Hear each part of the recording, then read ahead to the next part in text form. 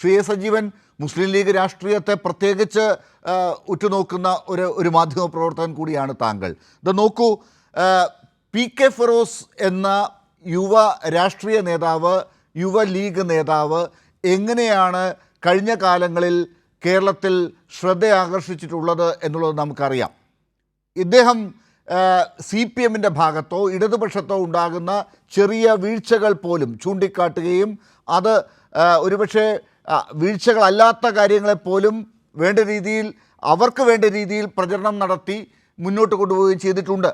മുസ്ലിം ലീഗിൻ്റെ നേതാക്കൾ പലരും കാണിക്കാത്ത താല്പര്യം ഈ പി കെ ഫിറോസ് നമ്മൾ പല ഘട്ടങ്ങളിലും കാണിക്കുന്ന നമ്മൾ കണ്ടിട്ടുണ്ട്.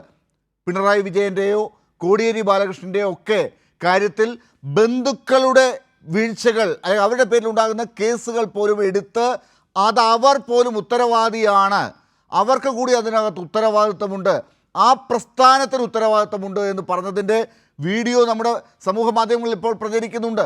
അത് മാധ്യമങ്ങൾ ചർച്ച ചെയ്തിട്ടുള്ളതാണ്. അങ്ങനെയുള്ള ഘട്ടത്തിലാണ് P K Bujair, P K ഫിറോസിൻ്റെ അനുജൻ ഇപ്പോൾ ഒരു കേസിൽ പ്രതിയാകുന്നത്. പി കെ ഫിറോസ് ഇപ്പോൾ ഒരു ദിവസം നടത്തിയ പ്രസ്താവനയ്ക്കപ്പുറം ഒന്നും പറയുന്നില്ല, ആ പാർട്ടി ഒന്നും മിണ്ടുന്നില്ല, ആ പാർട്ടിയുടെ അധ്യക്ഷൻ ഒന്നും പറയുന്നില്ല എന്നത് എങ്ങനെയാണ് കാണേണ്ടത് Shri A Sajeevan? P K Firoz തന്റെ അനുജൻ കേസിൽ പ്രതിയായപ്പോൾ, അതും ചെറിയ കേസൊന്നുമല്ലല്ലോ, ഈ അങ്ങനെ കേസിൽ പ്രതിയായ സമയത്ത് നടത്തിയിട്ടുള്ള ആദ്യത്തെ പ്രസ്താവന, താങ്കൾ പറഞ്ഞ പോലെ ഒരു പ്രസ്താവനയെ നടത്തിയിട്ടുള്ളൂ, പിന്നീട് മൗനം പാലിക്കുകയാണ് ചെയ്തത്. ആ പ്രസ്താവന മാത്രം എടുത്തു വെക്കാം. അദ്ദേഹം പറഞ്ഞത്, ഞാൻ വേറൊരു വ്യക്തിയാണ്, എൻ്റെ സഹോദരൻ വേറെ മറ്റൊരു വ്യക്തിയാണ്, എൻ്റെ സഹോദരൻ ചെയ്യുന്ന തെറ്റുകൾക്ക് ഞാൻ ഉത്തരവാദിയല്ല എന്ന രീതിയിലൊക്കെയാണ് അദ്ദേഹം പറഞ്ഞിട്ടുള്ളത്. അത് വേണമെങ്കിൽ നമുക്ക് സ്വാഭാവികമായിട്ടൊരു നീതിയായിട്ട് എടുക്കാം. കാരണം ഒരു വ്യക്തി ചെയ്യുന്ന തെറ്റിന് അദ്ദേഹത്തിന്റെ കുടുംബാംഗങ്ങളെ ഒരിക്കൽ പോലും കുറ്റപ്പെടുത്താനോ അവരെ വേട്ടയാടാനോ ദൂഷിക്കാനോ പാടില്ല. ഇത് സാധാരണ രീതിയിൽ അതേ രീതിയിൽ വിശ്വസിച്ച് പ്രവർത്തിക്കുന്ന ഒരാളാണ് പറഞ്ഞതെങ്കിൽ നമുക്ക് തീർച്ചയായിട്ടും ഈ ഫിറോസ് പറഞ്ഞതിനോട് പൂർണ്ണമായിട്ട് യോജിക്കാം. പക്ഷേ താങ്കൾ പറഞ്ഞ പോലെ അതാണോ പി കെ ഫിറോസ് മുൻകാലങ്ങളിൽ ചെയ്തിട്ടുള്ളതെന്നുള്ള ചോദ്യം ഉണ്ടല്ലോ.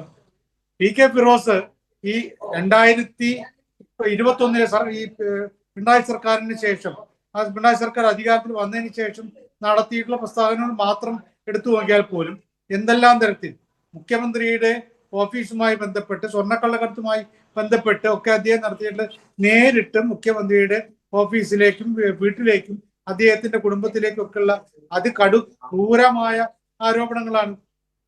സ്വർണ്ണക്കള്ളക്കടത്ത് നടന്നിട്ടുണ്ട്, അതിനെക്കുറിച്ച് അന്വേഷിക്കുന്ന ഏജൻസികൾ അന്വേഷിക്കുന്നുണ്ട്.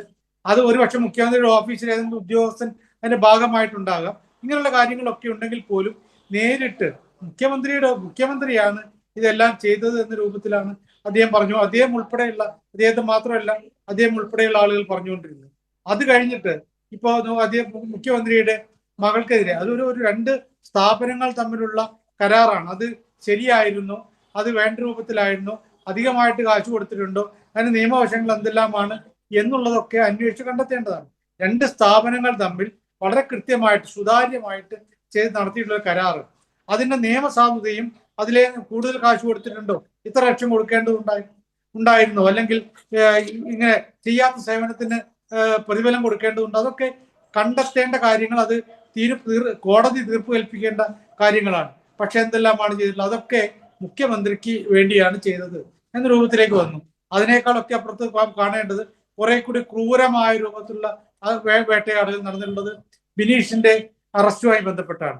ആ സമയത്ത് നമുക്ക് എല്ലാവർക്കും അറിയാം, കോടിയേരി എന്ന് പറയുന്ന രാഷ്ട്രീയ നേതാവ്, അദ്ദേഹം സാധാരണ രീതിയിൽ ഒരു അവസ്ഥയിലാണെങ്കിൽ കുഴപ്പമില്ല, അദ്ദേഹം അസുഖബാധിതനായിട്ട്, അതും കടുത്ത രോഗത്തിന്റെ പിടിയിലായിട്ട് നിൽക്കുന്ന ഘട്ടത്തിലാണ് ബിനീഷിനെതിരെയുള്ള ഈ പ്രശ്നങ്ങൾ, അത് മൊത്തമായിട്ട് കുടുംബത്തെ മുഴുവൻ, പാർട്ടിയെയും നേതാവിനെയും ഒക്കെ അപഹസിക്കാൻ വേണ്ടിയിട്ട് കുടുംബത്തിന്റെ കാര്യങ്ങൾ കൊണ്ടുവന്ന് വെക്കുന്ന. അപ്പോഴൊന്നും ഈ വ്യക്തിയാണ്, 2 വ്യക്തികൾ പ്രായപൂർത്തിയായിട്ടുള്ള വ്യക്തി ചെയ്യുന്ന കാര്യങ്ങൾക്ക് അത് അദ്ദേഹത്തിന്റെ ഉത്തരവാദിത്വമാണ്, അല്ലെങ്കിൽ ചെയ്തതോ ചെയ്യാത്തതോ ആയിട്ടുള്ള. ഇപ്പം ബിനീഷുകാരൻ നമുക്കറിയാം അവസാനം എന്ത് സംഭവിച്ചുള്ള കാര്യം. ഈ ബാക്കിയുള്ള സ്വർണ്ണക്കള്ളക്കടത്ത് ബിരിയാണി ചെമ്പും കാരക്കയും മറ്റു കാര്യങ്ങളൊക്കെ ഉണ്ടല്ലോ, അതൊക്കെ എവിടെ എത്തി എന്നുള്ള കാര്യം നമുക്ക് അറിയാവുന്നതാണ്. അപ്പൊ ഇത്തരം കാര്യങ്ങളിലൊക്കെ ഈ വേട്ടയാടുമ്പോൾ തങ്ങളുടെ എതിരാളിയെ വേട്ടയാടുമ്പോൾ ഒരു നീതിയും ന്യായവും നോക്കാതിരിക്കുകയും പിന്നീട് താനുമായി ബന്ധപ്പെട്ട കാര്യത്തിലേക്ക് വരുമ്പോൾ ഈ തരത്തിൽ രണ്ട് വ്യക്തിത്വങ്ങളാണ്, ഒരു വ്യക്തിത്വം ചെയ്യുന്ന കാര്യത്തിന് മറ്റൊരു വ്യക്തിത്വം ഉത്തരവാദിയല്ല എന്നുള്ളതൊക്കെ പറയുമ്പോൾ ഉണ്ടാവുന്ന പ്രശ്നമുണ്ട്. ഇവിടെയുള്ള പ്രശ്നം, ഇത് വളരെ ഗുരുതരമായ കുറെ പ്രശ്നങ്ങളുണ്ട്, സാധാരണ കാര്യം പോലല്ല. അപ്പൊ അങ്ങനെ ഉണ്ട് എങ്കിൽ ഇത്തരം തെറ്റുകൾ ചെയ്യുമ്പോൾ, ഇതൊരു വലിയ ഗുരുതരമായിട്ടുള്ള ക്രിമിനൽ ഒഫൻസ് ആണ്. അത്തരം കാര്യങ്ങളൊക്കെ ചെയ്യുമ്പോൾ അതിനെക്കുറിച്ചുള്ള അറിവുണ്ടെങ്കിൽ പോലീസിനെ അറിയിക്കാം. ഇത്തരം കാര്യങ്ങൾ അറിയുമ്പോൾ ഉത്തരവാദിത്തപ്പെട്ട പോലീസ് ഉദ്യോഗസ്ഥന്മാരെ അറിയിക്കേണ്ട ചുമതല കൂടിയുണ്ട്. പ്രത്യേകിച്ച് ഒരു പൊതുപ്രവർത്തകൻ അതുണ്ട്. അത് ചെയ്തിരുന്നോ ഇല്ലയോ, താൻ അറിഞ്ഞിട്ടുണ്ടോ ഇല്ലയോ, ഇതൊക്കെ ജനങ്ങളുടെ മുമ്പാകെ പറയാനുള്ള ബാധ്യതയുണ്ട്.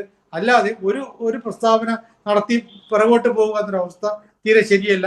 അദ്ദേഹത്തിന്റെ പ്രസ്ഥാനവും ചെയ്യേണ്ടതാണ്. എന്താണ് അവർക്ക് പറയാനുള്ളത്, അവർക്ക് ഇതിനെ സംബന്ധിച്ച് പറയാനുള്ള കാര്യങ്ങളുണ്ടല്ലോ, അത് പറയേണ്ടതുണ്ട്. കാരണം ഇതൊക്കെ പൊതുപ്രവർത്തകരുടെ ജീവിതവുമായി ബന്ധപ്പെട്ട കാര്യങ്ങളൊക്കെ പ്രശ്നങ്ങൾ വരുമ്പോൾ ആ പൊതുപ്രവർത്തകനോ അവരുടെ പ്രസ്ഥാനത്തിനോ ഒക്കെ അതുമായി ബന്ധപ്പെട്ട എന്തെങ്കിലും ന്യായീകരണങ്ങൾ ഉണ്ടെങ്കിൽ പറയാനുള്ള അവസരം ഉണ്ടാകും. അതവരുടെ അവകാശമാണ്, അതവരുടെ കടമ കൂടിയാണെന്നുള്ളതാണ് ഏറ്റവും പ്രധാനപ്പെട്ട കാര്യം. അതൊന്നും ഇവിടെ നടപ്പായിട്ടില്ല എന്നുള്ളതാണ് എനിക്ക് തോന്നുന്നൊരു കാര്യം.